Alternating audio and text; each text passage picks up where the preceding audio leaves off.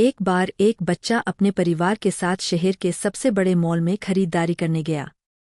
पूरे परिवार ने मॉल से पूरे माह की खरीदारी की। जब वे खरीदे हुए सामान का पेमेंट करने के लिए काउंटर में गए तो क्या देखा कि एक बड़े से कांच के जार में ढेर सारी टॉफियां रखी हुई थीं, जो बहुत ही सुंदर लग रही थीं।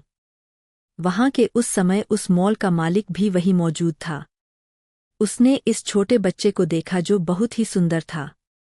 उस मॉल के मालिक ने इस बच्चे को कहा, बेटा आप इस जार से जितनी भी स्वीट्स निकालना चाहते हो निकाल लो, यह बच्चों के लिए फ्री है। लेकिन उस बच्चे ने यह सुनकर कुछ भी नहीं किया। उस मालिक ने वही बात फिर से दोहराई और कहा, बेटे ले लो, जितनी भी टॉफियां लेना चाहते हो ले लो। लेकिन उस लड़के ने अपना हाथ नहीं बढ़ाया। जब उस मालिक ने तीसरी बार कहा तब भी यह बेटा अपने पिता ही को देख रहा था। तब उसके पिता ने हाथ बढ़ाकर मुट्ठी भर के स्वीट्स उठाईं और अपने बेटे को दे दी।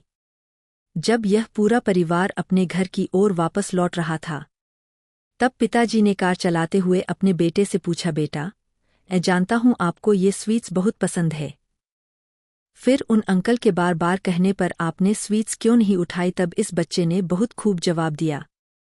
उसने कहा, पापा मैं जानता था कि आपका हाथ मेरे हाथ से बहुत बड़ा है, मैं उठाऊंगा तो बहुत कम उठा पाऊंगा, इसलिए चाहता था कि आप मेरे लिए उठाएं।